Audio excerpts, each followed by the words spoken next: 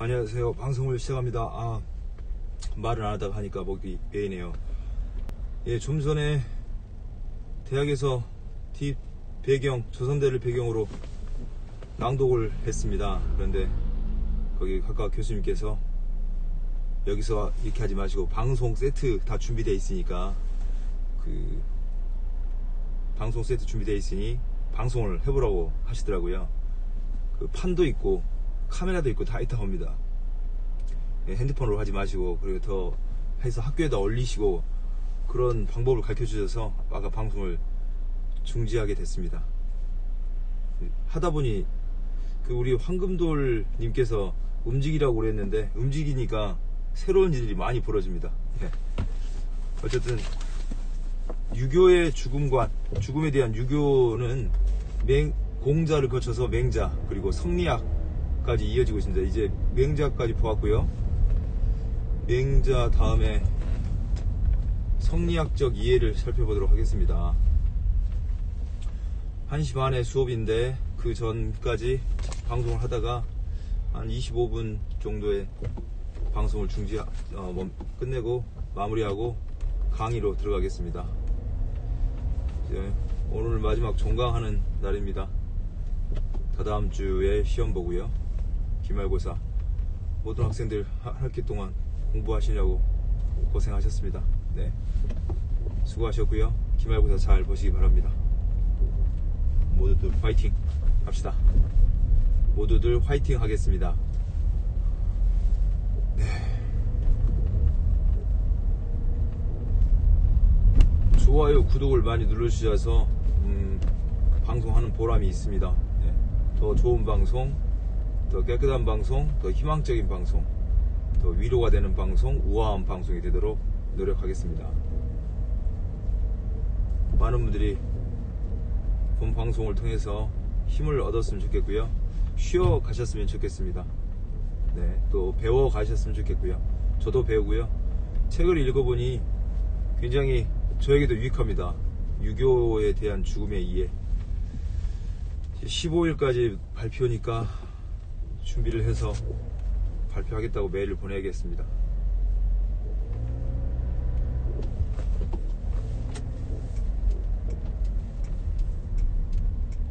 네.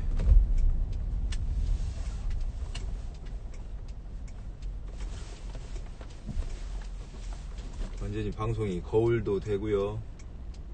제 거울도 되고 제 인생도 되는 것 같습니다. 네. 누가 들어오셨습니다. 저는 보이지가 않아요. 아무튼 환영합니다. 어서오세요. 철박통 인문학 방송입니다. 환영합니다. 글자를 어떻게 쓰는지 잘 몰라요, 제가. 운전 중이니까 글자 안 쓰고 그냥 보겠습니다. 신호대기인데 좀 시끄럽네요. 맹자의 죽음에 대한 이해 보았고요. 성리학에서도 죽음에 대한 이해가 있는데 조금 어렵습니다, 여기는. 그래서 저 혼자 읽는 걸로 하고요. 넘어가겠습니다.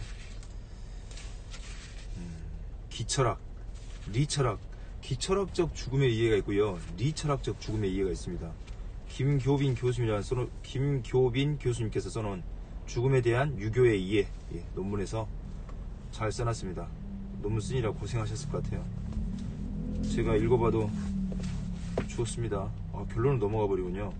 결론 한번 보겠습니다. 이제까지 유교의 죽음에 대한 이해를 살펴보았습니다. 유교는 본래 종교가 아니며 유교의 교는 글자 그대로 성인의 가르침일 뿐입니다. 유교에서 교가 성인의 가르침이라는 뜻이랍니다.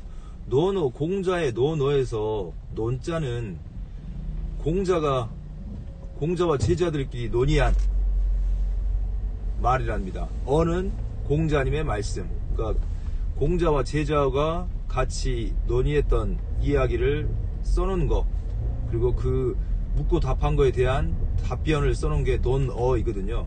근데 공자의 말씀을 모아놓은 게 유교인데, 유교는 원래 종교가 아니고 교의 글자 그대로 성인의 가르침이었다고 합니다. 내세에 대한 언급이 별로 없고 죽음에 대한 언급도 적은 편입니다. 죽음에 대한 언급이 별로 없습니다. 유교는 삶에 대한 관심이 중심 주제였고 어떻게 사는 것이 인간다움을 실현하는 길인가가 최대의 문제였다고 합니다. 이거 초록에 있던 내용이 그대로 있습니다. 네. 삶의 귀결이 죽음이라면 담담하게 받아들일 준비가 되어 있어야 하고요. 삶의 결과에 대한 보상은 유교 지식인에게는 의미가 별로 없습니다. 그냥 바르게 사는 게 보상인 겁니다.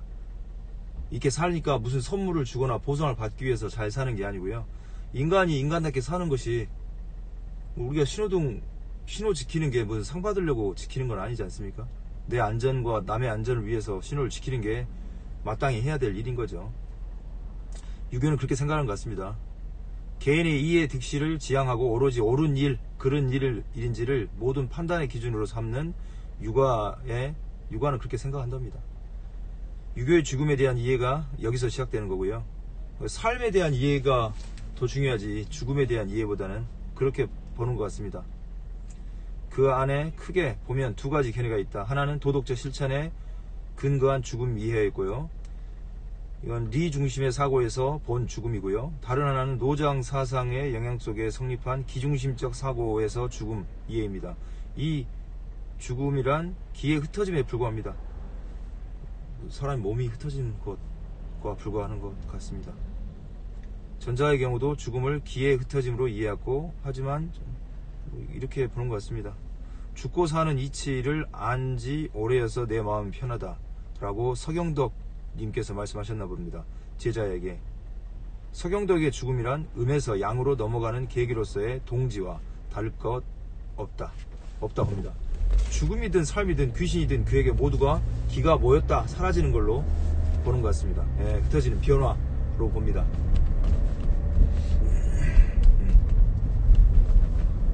유교에서는 삶이 중요하군요. 그 삶에서도 어떻게 살 거냐, 올바른지 그른지, 그래서 그런 일에 행동하지 않고 바른 일만 하는 거, 이렇게 살면 좋을 텐데 사람들이 지행합일이 잘 되지 않습니다. 사람들이라기보다는 저도 잘 되지 않습니다. 이런 세상이 있으면 좋겠죠. 공자 때부터 이렇게 살기를 바랬는데 아무도 이렇게 살지 않습니다. 네. 삶이든 죽음이든 귀신이든 그에게, 서경덕에게는 모두가 기가 모였다 흩어졌다 하는 변화였을 뿐입니다. 죽음과 삶, 사람과 귀신은 기가 모였다 흩어졌다 하는 것일 뿐이라고 말하고 있습니다. 표현이 재밌습니다. 사람들이 이런 생각을 했군요. 작용일 뿐. 있음과 없음이란 없다. 야, 있음과 없음이란 없다. 그렇군요.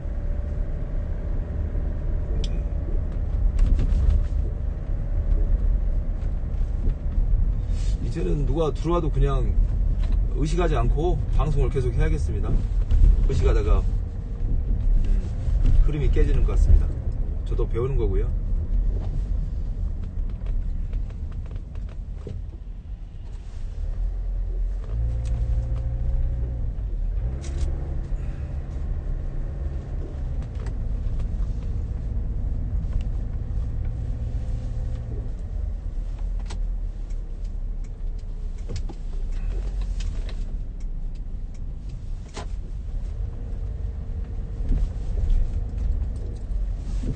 날씨가 춥군요. 오늘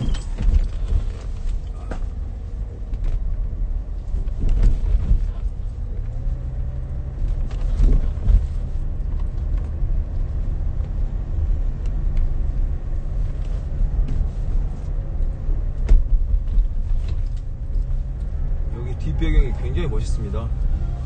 여기 앞에 배경이 3층, 4층에서 보는 배경이 정말 아름다운데요.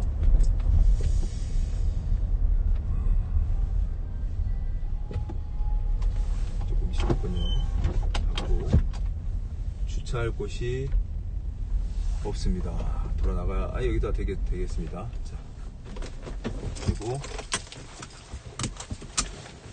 다시 마지막 성리학에 대한 죽음에 의해 한번 보겠습니다. 기철학의 죽음에 의해 보겠습니다. 기철학의 죽음의 이해를 한번 더 읽어보도록 하겠습니다. 기를 통한 세계의 이해는 동중서 이전으로 올라가면 유가 이외의 다른 사상들과 친연성이 많습니다. 그 가운데 육아와 가장 관련이 많은 대목은 계사전에 나오는 다음 구절입니다. 역경인가? 사물의 비롯됨을 미루어 사물의 마침을 생각한다. 그러므로 죽음과 삶의 문제를 이해할 수 있는 것이다. 사람이 태어나는 것은 기가 모인 것이다. 기가 모이면 생겨나고 흩어지면 죽는다. 그러므로 만물은 하나다. 삶과 죽음을 하나로 보는군요. 네, 그렇습니다. 하나로 보고 있습니다. 더 구체적으로 보면요. 그 처음을 보면 본래 생명이 없었다. 원래는 생명이 없었다고 합니다. 생명이 없었을 뿐 아니라 모습조차 없었다. 모습이 없었을 뿐만 아니라 본래 기도 없었다. 황홀한 가운데 뒤섞여 변하면서 기가 있게 되고, 기가 변해서 모습이 있게 되고, 모습이 변해서 생명이 있게 되고, 이제 또 변하여 죽음으로 간 것이다.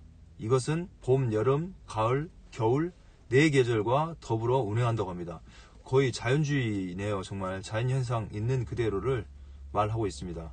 제가 자연주의 철학을 하고 있는데 어떤 연관이 있는지도 더 살펴보면 의미 있을 것 같습니다. 의미 있겠습니다. 이러한 생각이 송대에 이르면 장제에게서 가장 잘 나타난다고 합니다.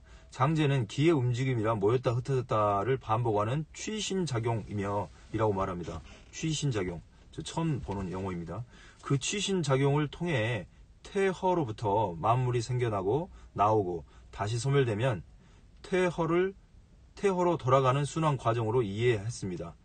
그 과정 전체는 어쩔 수 없는 필연 과정으로 보았습니다. 사람뿐만 아니라 만물이 이 같은 필연의 순환 과정을 포함되며 나를 포함한 모든 만물이 기로 이루어져 있습니다. 때문에 나와 만물의 관계는 그 같은 근원에서 나온 동표이며 벗이라고 생각했다고 합니다.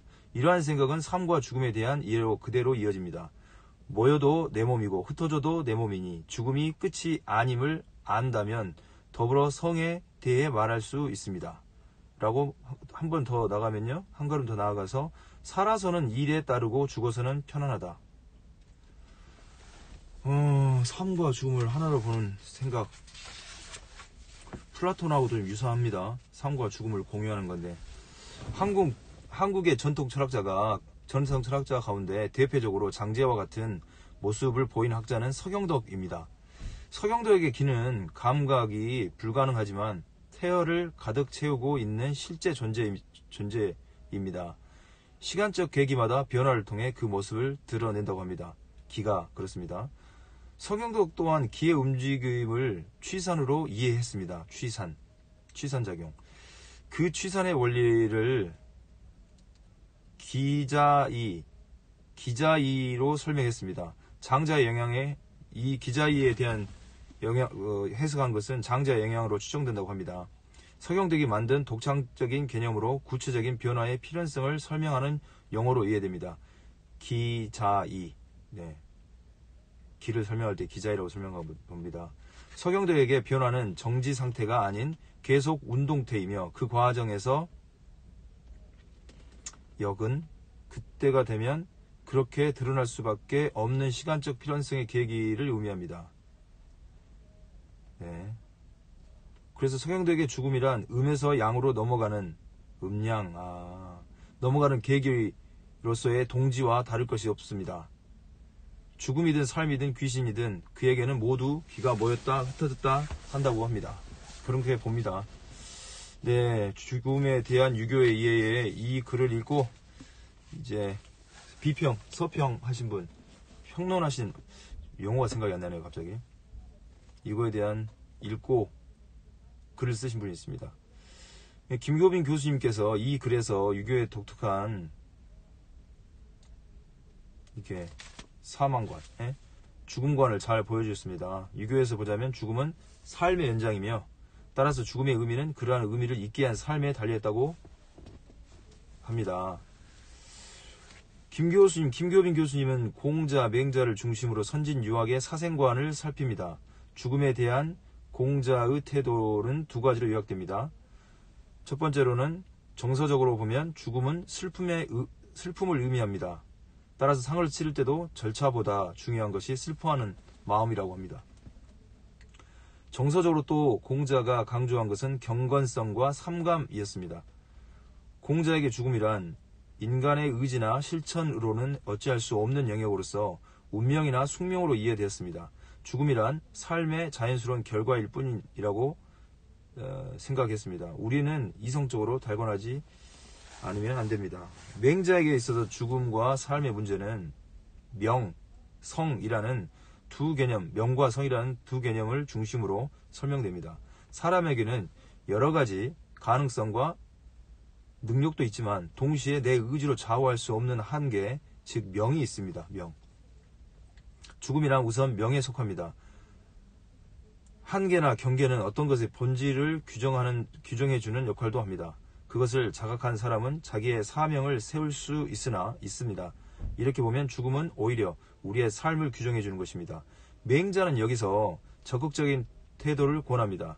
우리에게 주어진 여러 한계 가운데서 우리는 인간의 본질을 자각하여 실천해야 한다는 것입니다. 인간의 본질. 맹자 부분에서는 논평자는 논평한 죽음에 대한 유교를 논평한 김수종 교수님이십니다. 김수종 교수님께 그분의 글을 읽고 있습니다. 죄를 저질러 죽는 자는 바른 명이 아니다. 즉 죄 지은 자가 제 명에 죽지 못한 것은 쉽게 이해됩니다. 그러나 명을 아는 사람은 위험한 담장 밑에 서지 않는다는 점은 어떻게 가능한 것인가 라고 묻고 있습니다. 인간의 삶에서 우연적 요소와 불가피한 것은 아닌가. 죄를 저지르지 않았는데도 악인에 의해서 혹은 자연재해로 인해 해를 입은 일을 어떻게 설명해야 할까라고 질문하고 있습니다. 질문할 만한 질문입니다. 김 교수님은 논문의 서두에서 사마천이 제기한 근본적인 물음으로 죽음이라는 화두를 제기하고 있습니다. 네.